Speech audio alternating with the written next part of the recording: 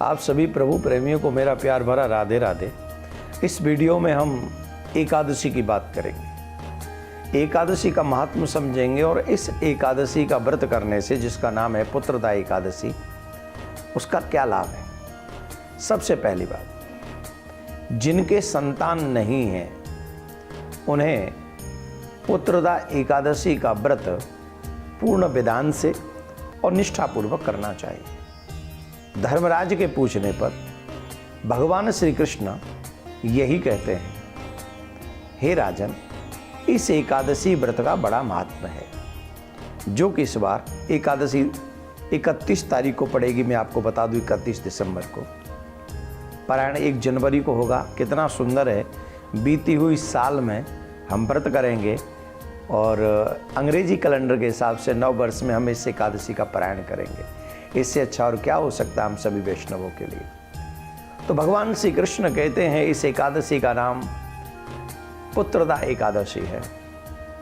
हे राजन, पुत्रदा एकादशी व्रत करने वाले मनुष्यों को कभी कोई कष्ट नहीं होता। एक समय की बात है, भद्रावती नामक एक नगरी में सुकेतुमान नाम के एक राजा रहा करते थे। उनकी स्त्री का नाम था सेव्या। सुकेतुमान राजा जो थे बड़े धार्मिक थे, प्रजा को पुत्रवत पालन करते थे, पर प्रजा ही पुत्र थी क्योंकि उनके कोई पुत्र नहीं था और पुत्र न होने के कारण वो दुखी होते थे। उनके पितृ जब वो तर्पण किया करते थे तो पितृ भी अश्रु बहाते हुए उस तर्पण को, श्राद्ध को स्वीकार करते थे। सोचते थे कि इसके बाद हमारा श्राद्ध और तर्पण कौन करेगा।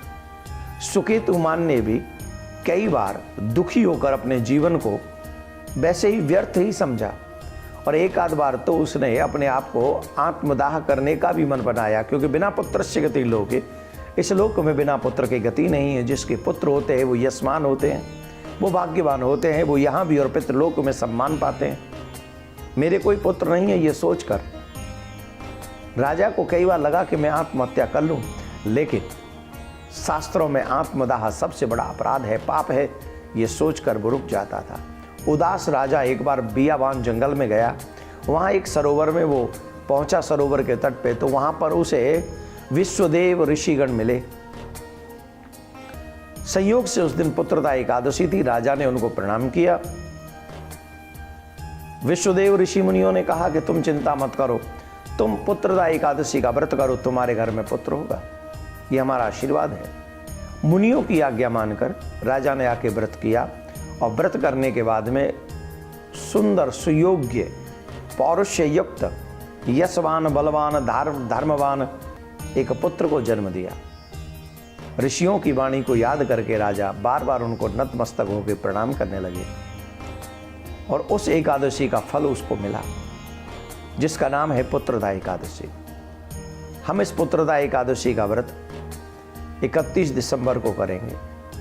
पारायण का समय 1 जनवरी सूर्योदय के उपरांत, जहाँ जहाँ सूर्य जिस हिसाब से प्रकट होते हों, उदय होते हों, उस हिसाब से।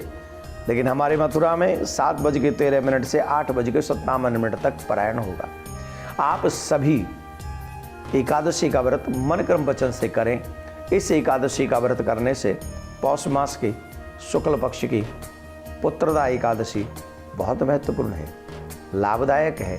जिनके घर में संतान नहीं हो उन्हें श्रद्धापूर्वक संतान की प्राप्ति के लिए यह व्रत करना चाहिए, और जिनके घर में पुत्र हैं उन पुत्रों के सौभाग्य के लिए, श्रेयस के लिए और उनका मन भी धर्म में लगे, इसके लिए पुत्रदा एकादशी का व्रत करना चाहिए। आप सभी के लिए प्रिया कांजू से प्रार्थना करता हूँ, आप सभी की मनोकामना पूर्ण हो और आपके इस परिवार में सनातन का दीपक प्रज्वलित होता रहे और उसकी लौ बढ़ती रहे। राधे राधे।